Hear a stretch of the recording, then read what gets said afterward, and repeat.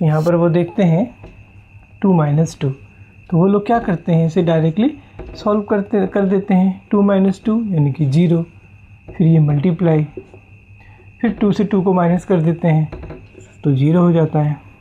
तो यहाँ पर हम देखते हैं 0 × 0, तो फाइनली आंसर आ जाता है 0।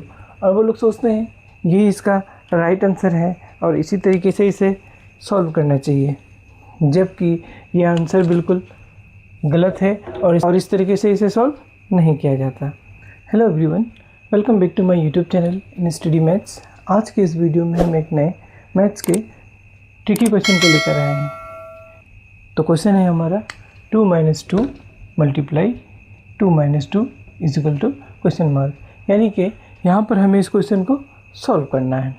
ये क्वेश्चन देखने में तो वैसे बहुत ही इजी लग रहा है, पर जब हम इसे सॉल्व करते हैं तो अक्सर लोग यहाँ पर आकर कंफ्यूज हो जाते हैं और इसी कंफ्यूजन में इसे गलत तरीके से सॉल्व कर देते हैं, जिससे उनका आंसर गलत आ जाता है। अक्सर लोग क्या करते हैं, यहाँ पर वो देखते हैं 2 - 2, तो वो लोग क्या करते हैं, इसे डायरेक्टली सॉल्व कर देते हैं। 2 - 2 यानी कि 0, फिर ये मल्टीप्लाई, फिर 2 से 2 को माइनस कर देते हैं तो 0 हो जाता है।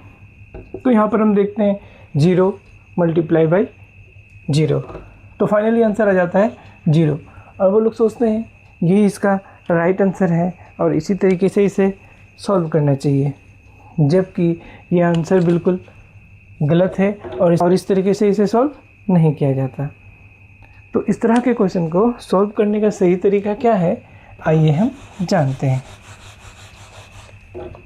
जब भी हमें इस तरह का क्वेश्चन मिले तो हमें यहाँ पर एक रूल को फॉलो करना होता है। वो रूल है बोधमास रूल।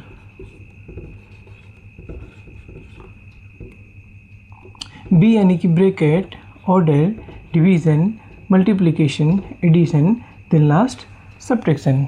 यानी कि इस तरह के क्वेश्चन में सबसे पहले हम ब्रैकेट वाले पार्ट को सॉल्व करेंगे, उसके बाद फिर ऑर्डर यानी कि रूट या फिर पावर वाले पार्ट को सॉल्व करेंगे, उसके बाद डिवीज़न वाले पार्ट को सॉल्व करेंगे, उसके बाद मल्टीप्लिकेशन, एडिशन और लास्ट में हमें सब्ट्रैक्शन वाले पार्ट को सॉल्व करना है। तो यहाँ पर हम सबसे पहले ब्रैकेट तो यहाँ पर नहीं है, ऑर्डर भी नहीं है, डिवीज़न भी नहीं है, तो मल्टीप्लाई है। तो हमें सबसे पहले इस वाले पार्ट को यहाँ पर सॉल्व करना है। तो नेक्स्ट लाइन में हम क्या करेंगे,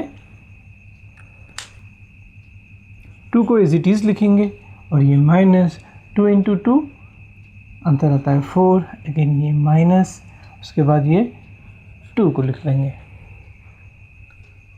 नेक्स्ट लाइन में क्या करेंगे, अब हम +2 - 4 अगर यानी कि -2 और फिर ये -2, तो फाइनली आंसर आता है -4। तो -4 यही इसका राइट आंसर है और हमें इसी तरीके से इसे सॉल्व करना चाहिए। Thanks for watching.